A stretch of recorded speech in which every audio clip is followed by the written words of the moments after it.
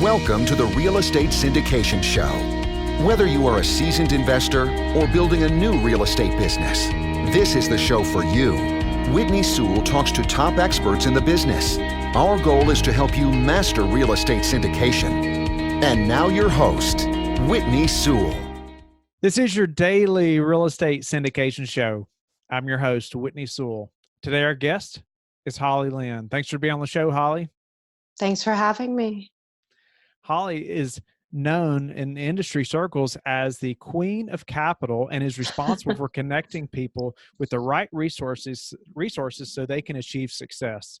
In addition to running several chapters of her Bay Area multifamily, also known as BAMF group, she is a full-time investor and landlord, as well as a super hostess on Airbnb. She is a self-taught deal maker who has always had a keen business sense. She works with investors and syndicators across the board who are looking for real estate investments that produce passive income streams. So Holli, thank you again very much for your time and being willing to share your expertise with the listeners. But tell them a little bit more about who you are, maybe where you're located, and let's dive into some of these specialties that you have that can help us in this business. So I mainly live in the Bay Area, but I travel a lot, so I'm all over the place. And then my network that I've built, my actual contact base, are all over. They're global. So, it doesn't matter where you're coming from. Connecting is the biggest thing because that's always been my biggest strength, connecting with people and connecting people to people. You can't lose with that. So, before we were recording to you and I were talking about, and actually we talked about earlier or before the show about you specifically focusing on your talent about Airbnb and how we can use that in the multifamily space. So I know Sure. you just recently helped somebody in this specific niche in multifamily use Airbnb. And I'd love to hear more about that situation or scenario. And so we can learn how to apply Airbnb in our multifamily business as well. Absolutely. So I actually, I've got a new client down in the East Coast. He's located in New York, and he reached out to me asking me about the people in his building. He owns a 15 unit, and people are renting out his units to Airbnb themselves. So he reached out to me to ask me about how I think that would go. So I helped him run the numbers and discover that. So now what he's doing is we are Airbnb-ing, or I would say short-term renting. We're short-term renting the vacant units over in his building. And so that has become a thing where people are not buying just for the longer-term tenant anymore. So he had tenants that were Airbnb, like they would lease a unit from him, say for a year, then they would Airbnb it, and then it hit him. Well, wait a minute, maybe I should be doing this. Yes. Right. So how did he find you? I mean, you're all the way across the country. How did he know to connect with you? I'm all over the place. So I've been on a lot of shows. I've been on live TV. They've been branding me for several years now. So I'm not totally sure, to be honest with you. I don't usually ask people anymore, like where they found me. Some people just Google me. And then some things like, many things like this where, you and I are friends. Say for instance, like something that you are great at. I get calls and emails all the time of somebody asking me, well, this is what I need. And if it's something, I'm unable to do, I'm like, Whitney, not, it's a no-brainer. So I'm doing that every day.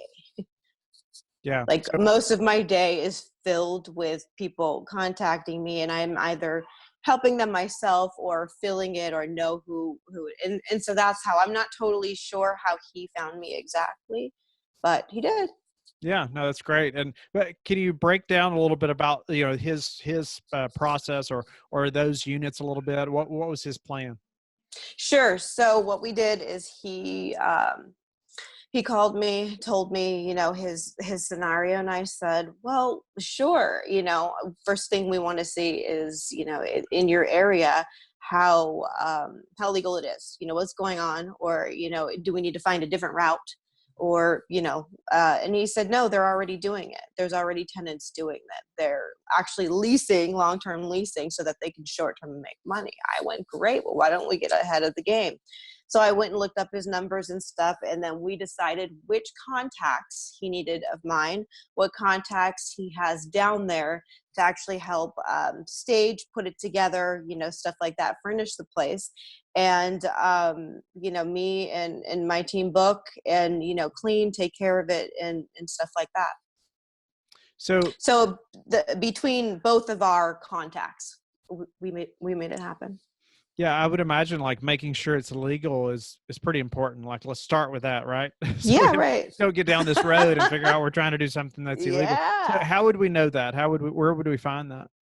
Oh, it's the easiest thing. You can actually go online and wherever it is, look up, something as simple as city ordinances, or like if you were going to go to Arizona, you could simply look up Airbnb laws in Arizona. It's pretty easy. Be that easy. Okay, good. Mm-hmm. No, that's good. It's not now, always here's easy. the thing. Go ahead. You're right. Absolutely. Because I am, I believe in in loopholes sometimes. So like take, for instance, some people bump into where Airbnb is not. What about that? What do you do? Right. So you have to figure out what is the next best thing. Like, is Airbnb the only short-term rental platform that exists? And so knowing those kind of things comes in handy. But I like your subject on, people. So it used to be the thing where people buy apartment buildings to, have a lot of leases going on. And that's I wouldn't say the new thing, but in the last few years, a lot of people have been buying them. I would, just to do short-term rentals. Okay. It's a lot of them in one place. So like that client specifically that had the 15 unit, do you remember like, what kind of income increase is it going to be like per unit for him to take it from an annual lease to Airbnb? Okay. So or maybe a monthly basis question. would be easier, whatever you remember. Great question. So the first thing is we figure out what the client's actual goal is. And then we go from there. It's really that simple. So we look up in the area, what their goal would be to rent it out, for a long term, and then expenses going from there. And then we see, well, what can we get per night and what's the difference? So it's an easy formula. Is there a place where we can kind of see what the average Airbnb rental is or comparable? Or, I mean, would we just go to Airbnb.com like we were going to stay there? Or would it be You that definitely simple? could. Okay. You could do that too. Mine, there's a lot of different ways I do it now, just because sometimes, like take for instance, if they don't have the answer that I want, or say for instance, I want more than if Airbnb, say something shows for $89 a night and I want more than that, then I'm going to have to go to my, the contacts that I know to go to. Like say for instance, if it's traveling nurses. Okay. If it's traveling nurses or something like that. So there's traveling nurses everywhere, but these are all the things to know. And say you want to, Airbnb isn't allowed, but there's a lot of things like that. There's alternatives. Okay. You mentioned like staging the unit and, furnishing it. Like, tell me, what does that entail and, what should we expect? Sure. So staging and furnishing is really, sometimes it's easy, sometimes it's not, straight up, but it just depends. So the first thing I'd figure out if it's long distance from me, see if the person may have contacts there. And if not, I fly out and, get things going. And so sometimes, I'll bring a couple of my teammates with me, and then sometimes I don't. I can go out there and pull things together pretty fast. So I'll go out and literally find people who are other resources and, help. Somebody's always helping. Right? There's help all over the place, which I really like. That's all a part of spending so long networking and, who and all I need to usually do is reach out to a couple of people and everybody's willing to help. And so how nice should the unit be? I mean, I know we can probably look at comparables and comparables of properties and things like that, but how do we know? Okay, so I'm gonna say I love that you asked that question, and I wish that more people cared about that. So some people actually don't care about the updateness of their unit. That is quite important. Yes, you can take something that is not remodeled or not new or updated, and rent it out. Your better numbers are going to be from, things that are nicer. So to me personally, it depends on if it's in the Midwest. It depends on if it's in Ohio. It really depends on where it is, because believe it or not, some places, so like New York, take for instance, New York has this thing where like all of the units are pretty small anyway. And if you're getting stuff that's updated, if you're getting units that are updated, then yeah, the landlord really does care, because New York is New York. It's a good time. And so, people are in and out, some live there, but it's not the biggest place for like remodeling and stuff like that. There are other places like, Pennsylvania, there are other places outside of there that are more homey and cozy. But for my own brand personally, I would prefer something like newer and nicer.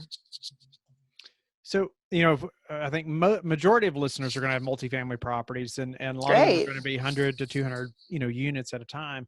And, as we're thinking about, okay, starting an Airbnb system, or, how many units should we look at beginning with?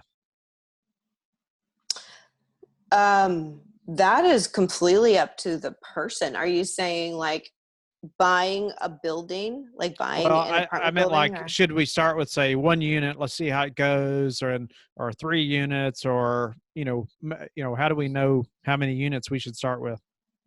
You know what? It really depends on like what you can take on. So if you're actually, short-term rental market, there is a flow to it. There's also, unless you're really involved, say for instance, like your network is high, which is what I offer. The traveling nurses, there's people who do construction, so you get in with all the people that are, say for the refineries, people, you get when you network like that. So what happens is if you have a flow, the amount of Airbnbs you have are going to be awesome, versus like if you're used to the old school where they're doing longer term, you may want to start with one and see how it goes. So it really depends who you are. And, as I'm chatting with people, I figure that one out pretty quick. So what about the systems that we have to have in place to actually operate an Airbnb? Absolutely. Oh my goodness. So there is the management, there is the housekeeping, there is the maintenance, there are the 24-hour questions, there are there's so many things. And there's the person who is on the other line, which is me, usually when something goes wrong, fighting for your money, because people like to do things to get refunds and stuff like that. And that's one of the places I come in really handy. But yeah, it's quite an ordeal. So, like management of something like that. So we can hire somebody like yourself, right? And Yeah, you'll right. manage it for us, even though we're in another state, you can manage it Yeah. from where you are. Oh yeah, yeah. Okay. Yeah. Okay. And then like housekeeping and maintenance, would our maintenance, would be able to just take over that? I mean, I would imagine the maintenance of our Airbnb, if it's part of our multifamily property, Hmm. would just kind of be swallowed by our current maintenance staff, right? Say that again. Like our current maintenance staff would still Hmm. probably take care of all the maintenance of these Yeah, Airbnb they units. can. Yeah. Sure, And what sure. about the housekeeping? How do we find people like that? If we can't afford to hire somebody like yourself, how do we find people that's going to, help us keep up with all this housekeeping? So there are just creative ways to do that.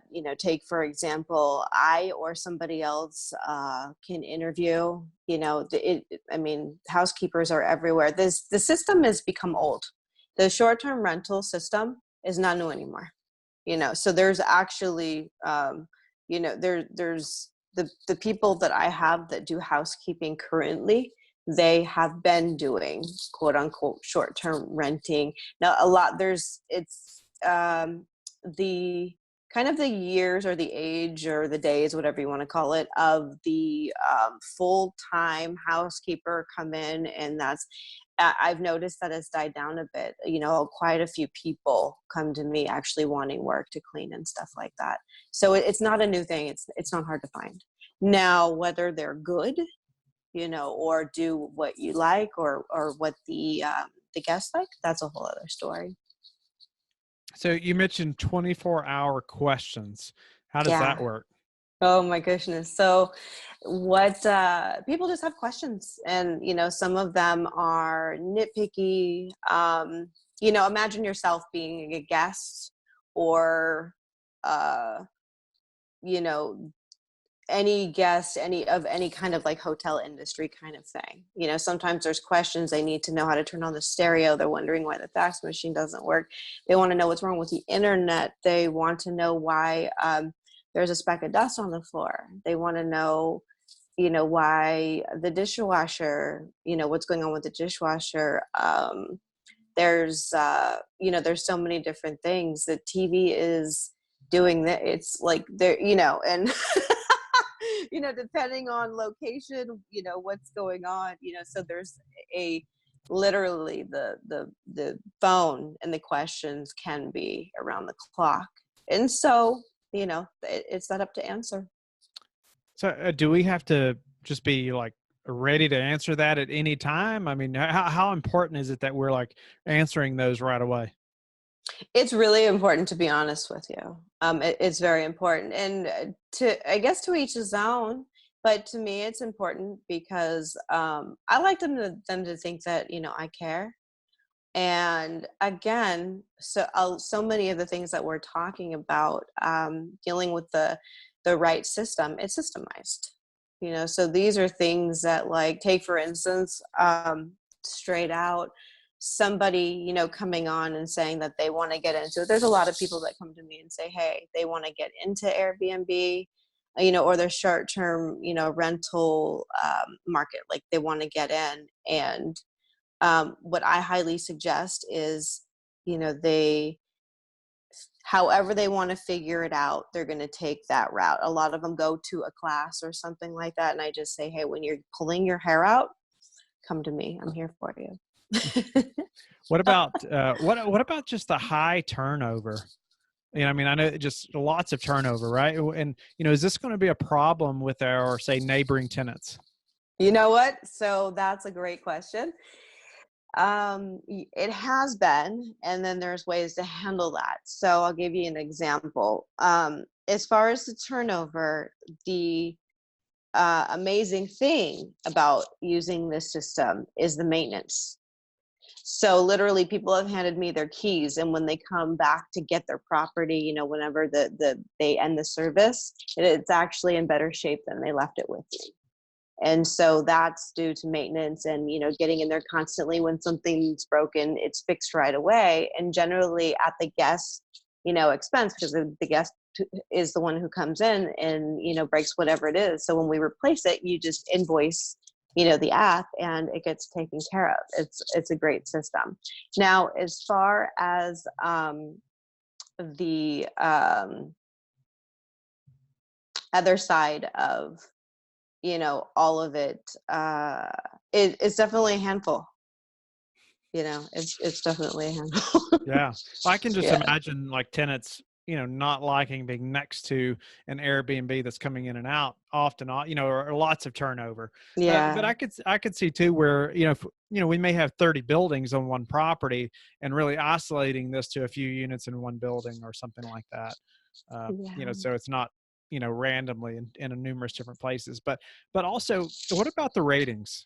Ratings are pretty important, right? I know when we've traveled numerous times, we'll stay at Airbnbs, and Mm-hmm. we've picked some that we thought were going to be really good, and we get there and they're not so great. I mean, like cockroaches everywhere, or like just numerous things. Like, wait a minute, like the pictures did not accurately describe this. Oh my goodness. So Wow. how do we get good ratings, right? If because I know they're important. But and how do we also make sure they're accurate? Okay. So the one thing is with, say, for instance, a location being in an area where nobody wants it. I actually currently have one. And that is management and making sure that the right guests stay there. That is really what that is. So I have to really screen them well. And so that's how that's how you avoid those problems. Now with the ratings and stuff like that, in the case of cockroaches, that's a big deal. That is something that, that's a pretty big deal. So that would need to be addressed. As far as, say, for instance, on the guest side, I would definitely, address that. And it's something that the host should want to help with. I wouldn't tolerate that. I haven't, it's the first time I've actually heard of that. But yet I know that that's where they come from, inside the household. So I'm not surprised. As far as the actual ratings on your stars, your feedback and stuff like that. I'm going to go to, this would be more geared towards, say, for instance, people who want to actually host, and then also people who look at the ratings for somewhere that they want to stay. The one is for the hosts, don't be afraid to get less than 5 stars. That's a really big deal. I know a lot of people who stress themselves out and get gray hair over, their 5-star reviews. And it used to be me until I realized that the power that guests have they are able to literally have, you will give them the absolute 7-star treatment. Everything will be glorious, and they will still give you 3 stars. There's nothing you could do. You do your best and keep it moving. Honestly, make your money. Make your money. Just do your best, because that's what we can do. And as far as the people that are looking at the reviews from a point where they want to book, the best thing to do is read all of them. And that's what I do. I read all of the reviews. And another little trick that I do, because I'm an avid traveler myself, is like, take for instance, sometimes I'll go into the Google search on my phone and I'll try to like put little things in that resemble the listing that I'm looking at. And I use this for an event that I was actually going to be throwing. So I use that, and I found, I find the house itself. So I go through another way, and then I can see the whole area. And sometimes you can see, inside pictures and stuff like that. And as far as the bugs and stuff like that, if it's happened, somebody else will put those on the reviews too. I'm sure. How could you not? Yeah. Yeah. So what about if we hire somebody like yourself, does that on like a percentage basis, or is that a fixed rate? What should we expect? Yeah, it is a percentage. And what I do is I start out with what your goal is. So if your goal, we talk about that usually the second conversation, and then, look at what the area rates are as far as what the longer term rents would be, and then figure out what the happy medium for you is. So like what you cannot do without, and then go from there. Okay.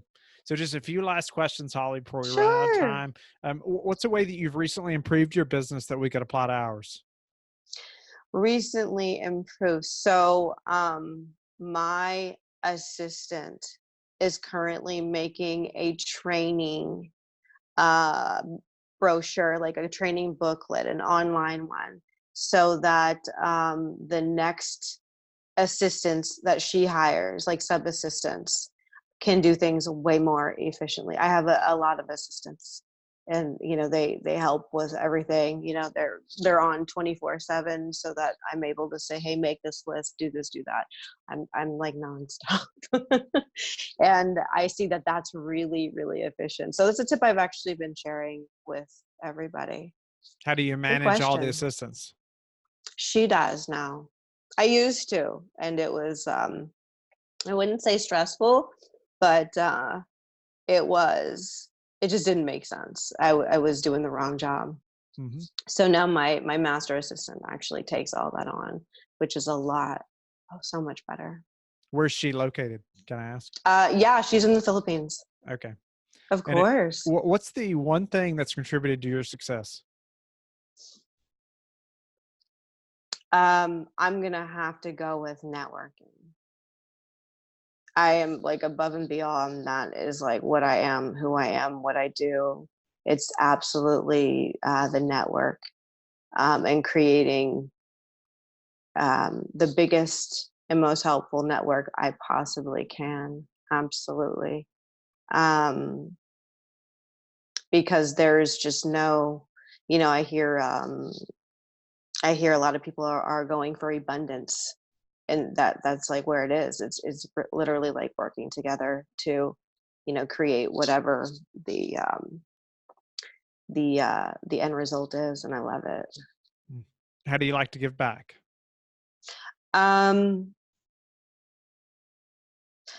I love it when people have a ton of questions for me and I'm able to get them to, or I'm able to inspire them to their next step, on what it is.